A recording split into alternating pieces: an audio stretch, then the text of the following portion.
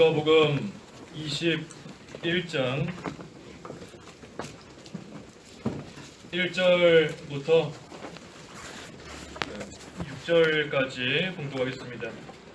누가복음 21장 1절에서 6절까지 공부하겠습니다. 예수께서 눈을 들어 부자들이 헌금함에 헌금을 넣는 것을 보시고 또 어떤 가난한 과부가 거기에 2렙돈을 넣는 것을 보셨다. 예수께서 말씀하셨다. 내가 진정으로 너희에게 말하니 이 가난한 과부가 모든 이들보다 더 많이 넣었다. 이 모든 이들은 자신들이 풍부한 가운데서 헌금들을 넣었지만 이 과부는 자신의 빈궁함 가운데서 자신이 가진 생활비 모두를 넣었다. 어떤 이들이 아름다운 돌들과 봉헌물들로 꾸며진 성전에 대하여 말할 때에 예수께서 말씀하시기를 너희가 바라보는 이것들이 돌 하나도 돌 위에 남지 않고 다 무너질 날이 올 것이다 라고 하셨다. 그 본문은 19절까지입니다. 1절에서 19절까지 본문이고 제목은 과부의 헌금과 말세의 징조. 과부의 헌금과 이 말세의 징조입니다. 1절에 예수께서 눈을 들어 부자들이 헌금함에 헌금을 넣는 것을 보셨고 하였습니다. 이 헌금함에 헌금을 넣었다. 이 말씀을 볼 때에도 우리가 교회에다가 헌금함 이렇게 비치해 두고 그 헌금함에다가 각자 헌금을 넣게 하는 것, 그것이 성경적이다 하는 거 우리가 또한 알 수 있는 겁니다. 근데 예수님께서 헌금함에 부자들이 헌금 넣는 것을 보시고 또 어떤 과부도 거기에 2렙돈 넣는 것을 보셨습니다. 그때 예수님께서 말씀하시기를 이 가난한 과부가 모든 이들보다 더 많이 넣었다.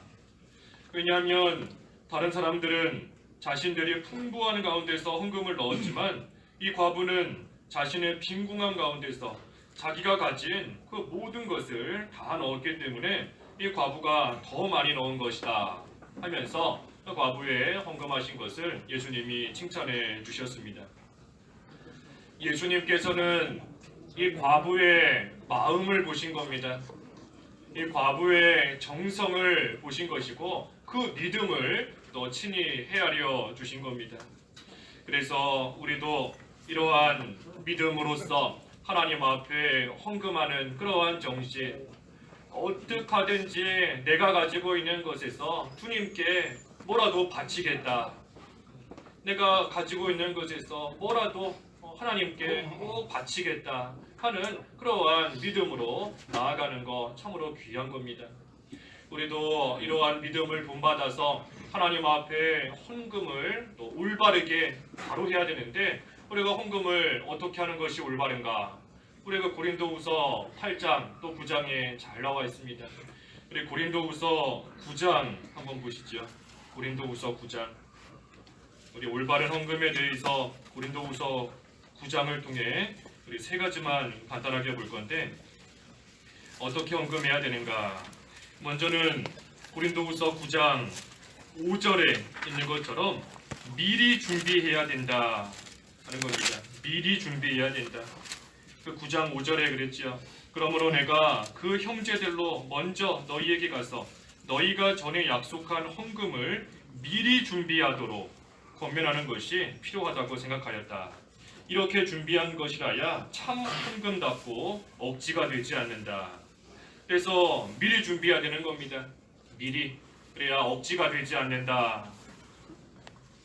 이 주일이 되기 전에 우리가 헌금을 미리 준비하는 겁니다. 미리. 교회 나오기 전에 뭐 주머니 찾아서 헌금 준비하는 것이 아니라 주일 되기 전에 미리 헌금을 정성스럽게 잘 준비해 두는 겁니다.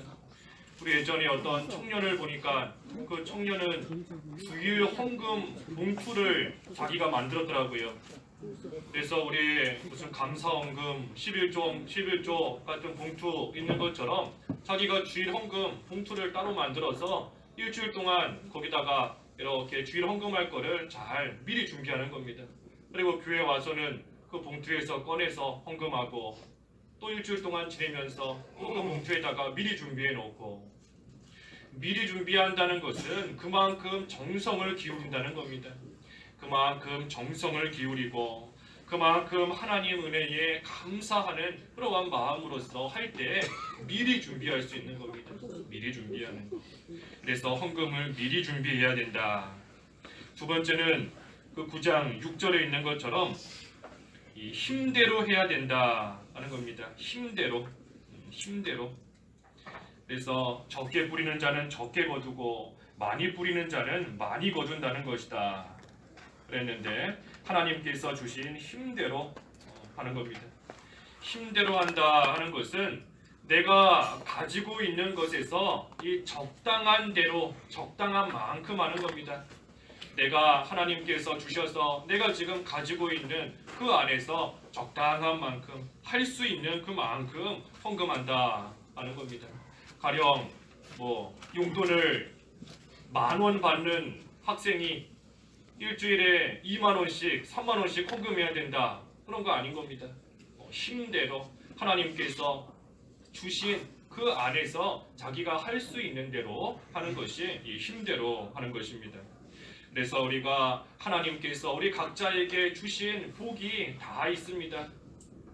하나님께서 우리 각자에게 은혜 가운데 복 가운데 주신 것이 있는데 그 안에서 자기가 가진 힘껏 하나님께 바치는 겁니다. 그 신명기 16장에 보면 하나님께서 주신 복에 따라 힘껏 예물을 바쳐라. 신명기 16장 17절에 하나님께서 주신 복을 따라서 힘껏 예물을 바쳐라 한 것입니다. 하나님께서 각자에게 주신 그 분량이 다 다른데 그 안에서 내가 할 수 있는 대로 힘을 다해 하나님께 바치는 것, 그것이 또한 올바른 헌금인 겁니다. 다른 일에는 쓸 거 다 쓰면서 하나님께는 바치는 것이 인색하다 하면 하나님께서 기뻐받지 않으시는 겁니다. 세 번째는 그 9장 7절에 있는 것처럼 즐거운 마음으로 해야 된다 하는 겁니다. 즐거운 마음으로 해야 된다. 각자 그 마음에 정한 대로 하되 아까워하거나 억지로 내지 마라. 하나님께서는 기꺼이 내는 자를 사랑하신다. 그래서 기꺼이 내고 즐거운 마음으로 하나님께 헌금할 때 하나님께서도 기뻐 받으시는 겁니다. 아까워하면서 하는 거, 억지로 마지못해 하는 거, 자기에게도 기쁨이 없을 뿐더러 하나님께서도 기쁘게 받지 않으시는 겁니다. 우리 다른 사람한테 선물 줄 때도 그렇지요. 선물 줄 때 웃으면서 선물 주지, 선물 주면서 막 아까워서 울면서 인상 팍 쓰면서 마지못해서 선물 준다. 그럼 받는 사람이 이거 나 왜 주냐? 그럴 바에는 그냥 너가 갖고 있지. 그렇게 아까워서 뭐하러 주느냐 하면서 잘 받지 않는 겁니다. 받아도 불편하고 주는 사람도 속상하고 피차간의 기쁨이 없는 겁니다. 우리가 하나님께 헌금 바치는 것도 그와 같은 겁니다. 억지로 하고 마지못해서 하고 하나님께서 기뻐하시지 않는 겁니다. 그 헌금 바치는 자에게도 기쁨이 없는 겁니다. 그래서 즐거운 마음으로 하나님께서 내게 주신 것에 대한 감사하는 그러한 마음으로 우리가 하나님께 헌금하고 나아가는 겁니다. 그렇다고 해서 나는 기쁨이 없으니 아예 안 하겠다. 나는 기쁜 마음이 없으니 그러면 아예 헌금 안 하겠다 하는 그것도 잘못인 겁니다. 왜냐하면 헌금해야 되는 것을 알면서도 하지 않으면 그것이 죄가 되는 겁니다. 야고보서 4장 17절에 야고보서 4장 17절에 선을 행할 줄 알면서도 하지 않으면 그것이 죄가 된다 그랬습니다. 하나님 말씀을 어기는 거 죄인데 특별히 선을 행해야 된다. 이것이 선이고 이것이 올바른 것이다 하는 것을 알면서도 그거 행하지 않으면 그게 하나님 앞에 죄가 된다는 겁니다. 그래서 헌금해야 된다는 거 알면서도 하지 않는다. 하나님 앞에 큰 죄가 되는 겁니다. 그래서 우리가 처음에는 힘들어도 하나님께서 주신 은혜에 우리가 감사하는 마음으로 또 기쁜 마음으로 하나님께 힘쓰고 나아가면 또 하나님께서 또 기쁜 마음을 주셔서 이 다음부터는 감사와 기쁨으로 하나님께 온전히 헌금할 수 있는 것입니다. 그래서 이 과부는 빈궁한 가운데 가진 것이 없지만 자기의 생활비 모두를 하나님께 바치면서 참으로 힘껏 힘을 다 기울인 것이고, 또 즐거운 마음으로 하나님 앞에 헌금하고 또 정성을 다해서 헌금한 겁니다. 그래서 우리도 이러한 또 믿음을 잘 본받아서 우리가 하나님 앞에 헌금하는 거, 연보하는 거, 이것도 이 세 가지 미리 준비하고 하나님 주신 복을 따라 힘껏 하고 또 즐거운 마음으로 기쁜 마음으로 하나님께 헌금하면 하나님께서 그러한 자의 헌금 기쁘게 받으실 뿐 아니라 하나님께서 기뻐하시는 자에게 하나님께서 복 주시는 것은 당연한 겁니다. 하나님이 기뻐하시고 하나님께서 선하게 보시는 그러한 자에게 하나님께서 기쁨을 주시고 복으로 갚아주시는 것은 지극히 당연한 일인 겁니다. 그래서 우리도 헌금을 하되 이 올바른 헌금 해야 된다 하는 것입니다. 5절, 6절 말씀에는 이 성전이 참으로 아름다운 돌들과 또 사람들이 많이 바친 그러한 봉헌물들로 잘 꾸며진 성전이 있었는데, 예수님께서 말씀하시기를 너희가 바라보는 이것들이 돌 하나도 돌 위에 남지 않고 다 무너질 날이 올 것이다 하시면서 말씀하셨습니다. 사람들은 그 성전의 겉모습만 보면서 좋아하는 겁니다. 겉모습, 화려한 모습을 보고 또 많은 사람들이 많은 재물과 많은 헌금을 바치는 그러한 것들을 볼 때에 참으로 기뻐하고 좋아하지만, 예수님께서는 그 겉모습이 아니라 그 속, 그 안을 들여다보신 겁니다. 겉으로는 화려하지만 그 속을 보니 그 속에는 생명이 없는 겁니다. 생명이 없기 때문에 곧 이 성전은 다 무너질 것이다, 무너질 날이 온다 하시고 예수님께서 말씀하신 겁니다. 외부적으로 아무리 견고해 보이고 아무리 화려할지라도 그 안에 생명이 없으면 결국은 다 무너지는 겁니다. 그 안에 중요한 것이 빠지면 아무리 겉으로 볼 때 좋아 보여도 결국은 다 무너지고 없어지게 되는 겁니다. 이번에 그 포항에서 지진 났는데 뉴스 보니까 뭐 손해를 많이 본 그러한 건물들은 뭐 그 안에 무슨 뭐 철근이 빠져 있기도 하고 그 안에 좀 들어가야 될 그런 그 자재들이 빠져 있다 하는 뉴스를 좀 보았습니다. 중요한 것이 빠져 있기 때문에 겉으로 볼 때에는 잘 지어진 것 같고 또 화려하게 보여도 결국은 다 무너지는 겁니다. 무너져 버리는 겁니다. 그래서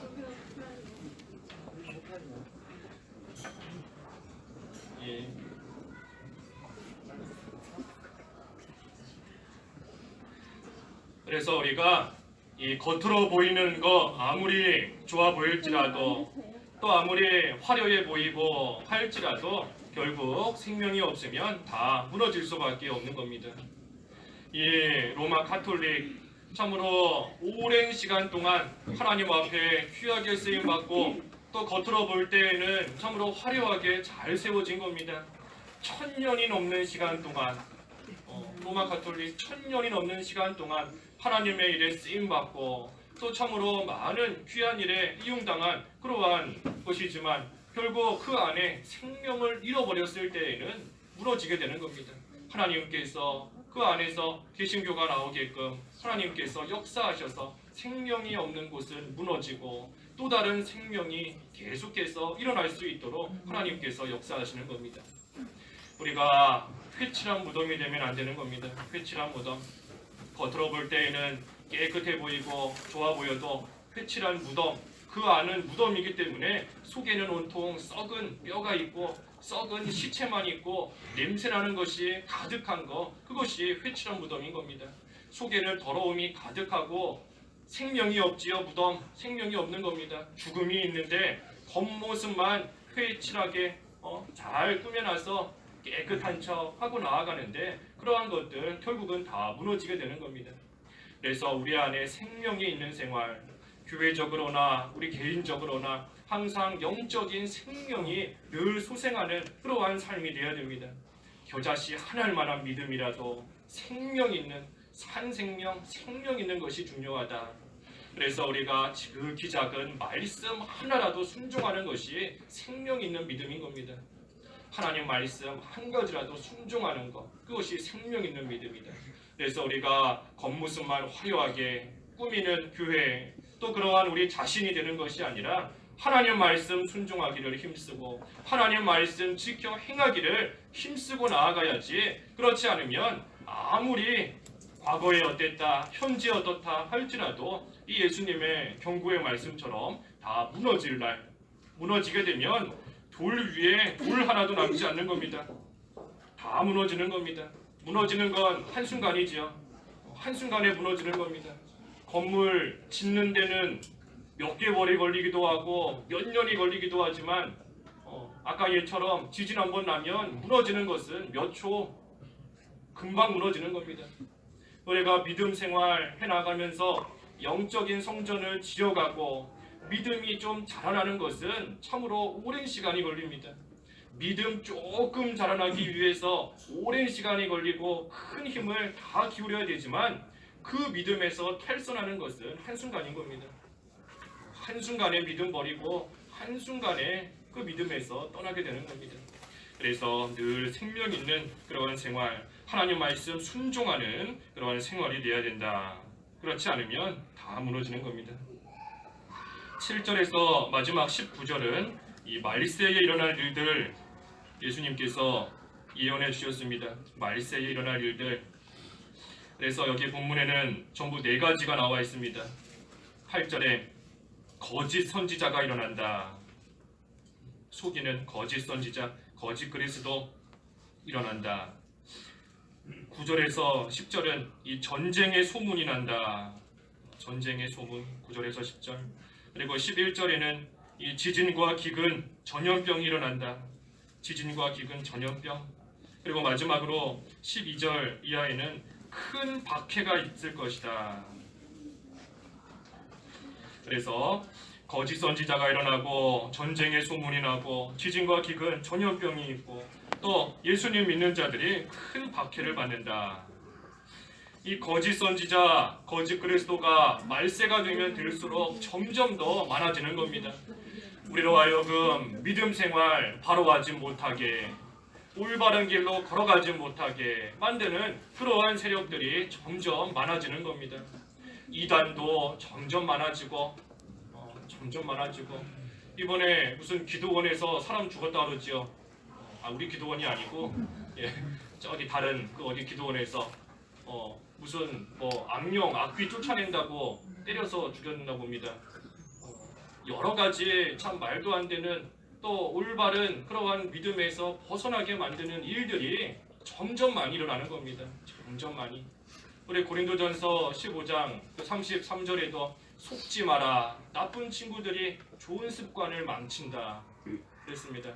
말세가 될수록 우리를 속이고 좋은 습관 망치게 만드는 나쁜 친구들이 주변에 점점 더 많아지는 겁니다. 말세가 되기 때문에 어쩔 수 없는 겁니다. 주님의 예언의 말씀처럼 그러한 자들 우리 주변에 점점 많아질 것이고 우리로 하여금 믿음 생활 방해하고 못하게 하는 그러한 세력들이 생기면 생길수록 말세가 되었구나. 예수님의 재림이 얼마 남지 않았구나 하는 것을 깨닫고 우리는 그저 올바른 길로 끝까지 영적인 생명이 사는 그 길로 계속해서 걸어가도록 힘쓰는 겁니다. 또 전쟁의 소문이 있다. 전쟁의 소문. 우리 얼마나 전 세계적으로 전쟁이 많이 일어나고 곳곳에 무슨 테러가 일어나고 폭동이 일어나고 점점 더 많아지는 겁니다. 점점 더.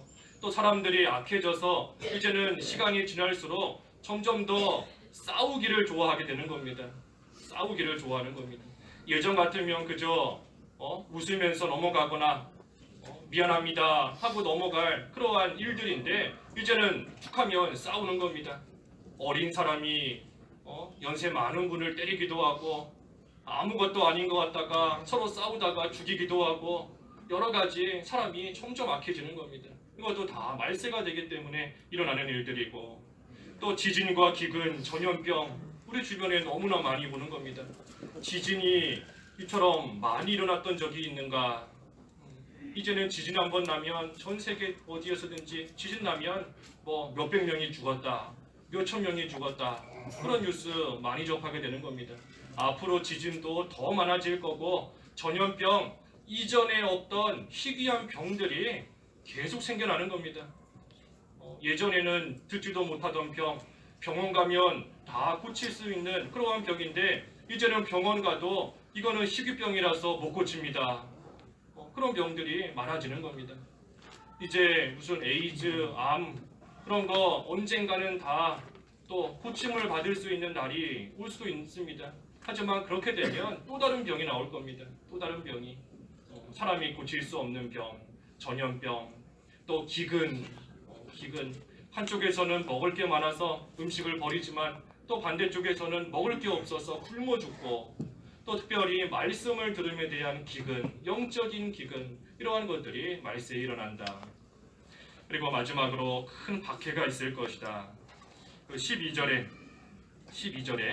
그러나 이 모든 일들에 앞서 사람들이 너희에게 손을 대어 박해할 것이니 그들이 너희를 회당들과 감옥들에 넘겨줄 것이며 너희가 내 이름 때문에 왕들과 총독들 앞에 끌려갈 것이나. 이 믿음 지키다가 끌려간다는 겁니다. 회당들과 감옥들에 넘겨주게 되기도 하는 것이고 또 예수님의 이름 때문에 그 믿음 지키는 일 때문에 이 권세자들 앞에 또 끌려가는 그러한 일이 일어나게 된다. 또 그뿐 아니라 저기 뒤에 16절에는 부모와 형제들과 친척들과 친구들이 너희를 넘겨줄 것이며 그들이 너희 중 몇몇을 죽일 것이다. 가까운 사람들, 전에는 형제고 친척이고 친구였던 그러한 사람들이 예수님 믿는다고 해서 권세자들에게 넘겨준다는 겁니다. 그리고 그 중에 몇몇은 죽임을 당할 것이다. 큰 어려움을 당하게 된다는 겁니다. 하지만 그러한 시간이 오히려 믿음이 드러나고 복음이 전파되는 기회가 되는 겁니다. 13절에 그랬죠. 13절에 그것이 너희들에게는 증언을 위한 기회가 될 것이다. 믿음 지키다가 끌려가고 죽임을 당하는 그러한 일들이 있지만 그것이 오히려 복음을 증거하는, 복음이 나타나는, 복음이 전파되고 하나님의 영광이 드러나고 믿음이 드러나는 기회가 된다 하는 것입니다. 저 사람 믿음 없는 줄 알았는데 믿음 지키다가 박해당하는 것을 보니 알고 봤더니 믿음이 있었구나. 그 사람의 믿음이 드러나는 겁니다. 저 사람 지금 무엇 때문에 저렇게 어려움을 당하는가? 참된 진리를 쫓아가려고 믿음 지키려고 그 믿음이 뭔가 하다가 그 복음이 전파되는 겁니다. 드러나는 겁니다. 또 하나님의 영광이 드러나는 겁니다. 하나님께서 박해당하는 자들을 잊지만 그러한 자들을 건져주시고 공의로 하나님께서 모든 것을 다스리시는 그러한 일들을 통해 하나님의 영광과 하나님의 공의와 사랑이 드러나는 겁니다.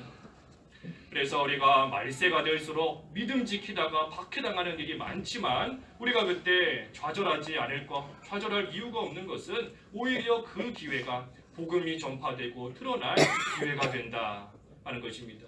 그렇기 때문에 우리가 말세에 해야 될 일은 딱 두 가지인 겁니다. 여기 본문에 두 가지가 나왔는데 하나는 그 9절에 있는 것처럼 두려워하지 마라 그랬습니다. 두려워하지 마라. 9절에 두려워하지 마라. 두려워하지 말라는 겁니다. 아무리 전쟁에 소문이 나고 믿음 지키다가 박해를 당하고 전염병이 있고 기근이 나고 여러 가지 일들이 있을지라도 두려워하지 마라. 심지어 믿음 지키다가 권세자들 앞에 끌려가는 일이 있어도 두려워하지 마라.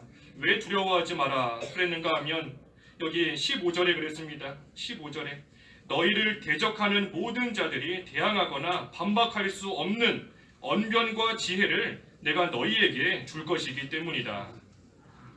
아무리 높은 사람에게 끌려간다, 박해를 받는다 할지라도 두려워하지 마라. 왜냐하면 그들이 대항할 수 없는 지혜와 언변을 하나님께서 주시겠다. 그러니 무서워하지 말라는 겁니다. 또 왜 두려워하지 말라는 건가? 그 18절에 그랬지요. 18절에 그러나 너희 머리카락 하나도 상하지 않을 것이다. 하나님께서 머리카락 하나도 상하지 않도록 보호해 주실 것이니 두려워하지 말라는 겁니다.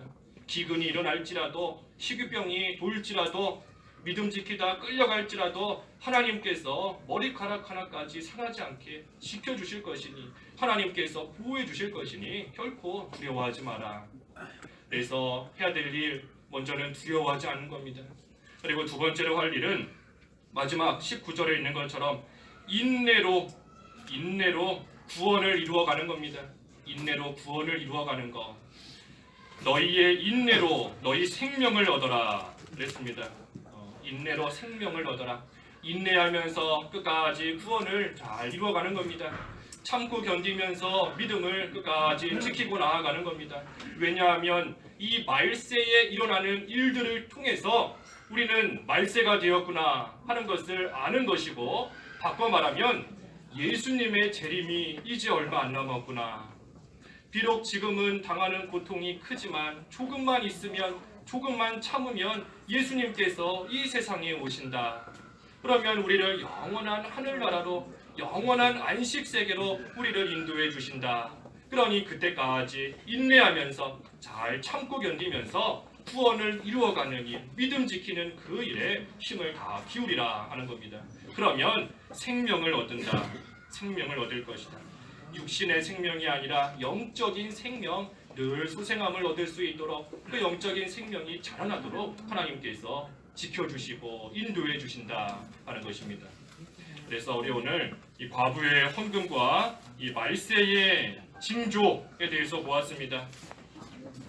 과부의 헌금 우리가 잘 그 믿음 본받아서 우리도 미리미리 준비하고 힘을 기울이고 또 즐거운 마음으로 하나님께 헌금하는 생활, 그리고 말세의 징조들을 볼수록 예수님의 재림이 얼마 남지 않은 줄 알고 두려워하지 말고 인내하면서 구원을 잘 이루어감으로써 우리의 생명이 날마다 자라나는 그런 역사가 있는 저희들 해야 되겠습니다. 기도하겠습니다.